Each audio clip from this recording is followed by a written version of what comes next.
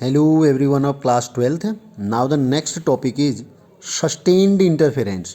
आपने इंटरफेरेंस पढ़ा था। जब दो लाइट के सोर्स एक दूसरे के नज़दीक रखे होते हैं तो एक फिनोमेनन क्रिएट होता है जिसको हम इंटरफेरेंस कहते हैं।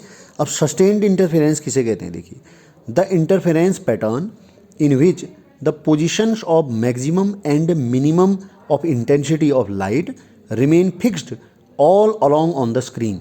अगर हम दो लाइट के सोर्स से लाइट को निकालें और यहाँ पर स्क्रीन लगाएं तो पूरी स्क्रीन में जो मैक्सिमम इंटेंसिटी और मिनिमम इंटेंसिटी होगी किसकी, लाइट की, वो क्या रहेगी? सेम रहेगी।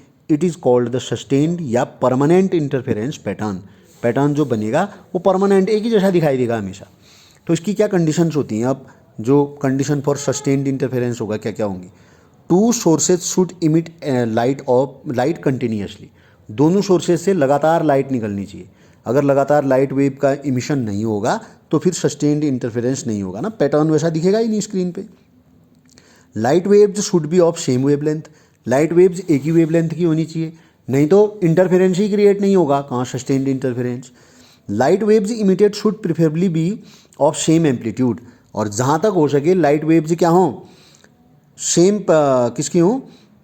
एम्पलीट्यूड की हों। जब सेम एम्पलीट्यूड की होती हैं तो मिनिमम वाली वैल्यू जो आप जानते हो कि उस कंडीशन में क्या होता है, एम्पलीट्यूड जो है वो इक्वल हो जाते हैं ना उस कंडीशन में। सेम इक्वल अगर एम्पलीट्यूड है दोनों लाइट वेव्स के तो डार्क फ्रिंज जो है वो दिखाई देता है कम्प्लीटली, यानी कि जीरो इंटेंसिटी ऑफ लाइट जब मिनिमम वैल्यू होती है। द मिनिमम यानी कि मिनिमम इंटेंसिटी क्या हो जाती है उस कंडीशन में? Zero. The two waves emitted by two sources of light either be in same phase और should have a constant phase difference. या तो जो दो वेव इमिट हो रही हैं दोनों लाइट के सोर्सेज से वो सेम फेज में हो या उनके फेज का डिफरेंस, कलांतर बोलते हैं हिंदी में, वो समान बना रहे हमेशा। आगे, the two sources of light should be close to each other.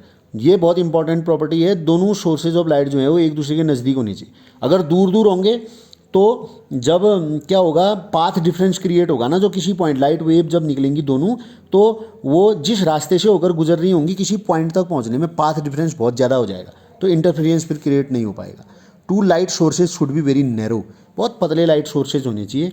अगर ये ब्रॉड लाइट सोर्सेज होंगे तो जो ब्रॉड लाइट सोर्स होगा वो कैसा कैसा बन जाता है, वो set of close light sources की तरह काम करने लगता है।